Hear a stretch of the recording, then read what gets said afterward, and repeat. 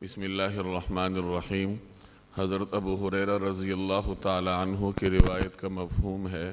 کہ نبی کریم صلی اللہ علیہ وسلم نے ارشاد فرمایا کہ جو شخص لوگوں کا مال لے اور اس کو ادا کرنے کی نیت رکھتا ہو تو اللہ تعالیٰ اس سے ادا کروا دیتا ہے، اور جو شخص لوگوں کا مال لے اور اس کو ضائع کرنے کی نیت رکھتا ہو تو اللہ تعالیٰ اس کے مال کو ضائع کر دیتا ہے۔ یہ صحیح بخاری کی روایت ہے۔ انسان کو اپنی زندگی میں متعدد بار ایسے مواقع کا سامنا کرنا پڑتا ہے جب گھر کی ضروریات پوری کرنے کے لیے اس کی آمدن کافی نہیں ہوتی، یا کاروبار کرنے کے لیے اس کا سرمایہ کافی نہیں ہوتا، مجبوراً اسے قرض لینا پڑتا ہے۔ چنانچہ اگر کوئی شخص اپنے گھریلو ضروریات کے لیے یا کاروباری مقاصد کے لیے کسی سے قرض لیتا ہے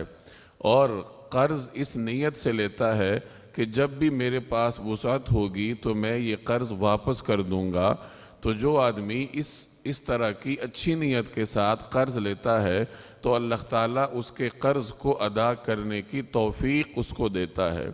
اور اگر کوئی شخص کسی سے قرض اس نیت سے لے کہ میں اس کو ہڑپ کر جاؤں گا، جیسے عام طور پر آج کل ہمارا مزاج ہے کہ جس کے ہاتھ کسی کے 2 روپے لگ جائیں تو وہ اس کو دبانے کی فکر میں ہوتا ہے۔ بالخصوص کاروباری دنیا میں بکثرت ایسے ہوتا ہے کہ کوئی کاروباری شخص کسی سے ادھار مال لے لیتا ہے اور اس کو ادا کرنے کی نیت ہی سرے سے نہیں ہوتی، تو اگر کوئی آدمی قرض اس نیت سے لے کہ میں اس کو دبا جاؤں گا، اس کا مال ضائع کر دوں گا، تو اللہ تعالیٰ اس کا مال ضائع کر دیتا ہے۔ خلاصہ یہ نکلا کہ جب بھی قرض لیا جائے اس نیت سے لیا جائے کہ میں جیسی ہی وسعت مجھے ملے میں اس قرض کو واپس کروں گا، تو اللہ تبارک و تعالی اس شخص کو قرض واپس کرنے کی توفیق عطا فرما دیتا ہے۔ اللہ تعالی عمل کرنے کی توفیق عطا فرمائے۔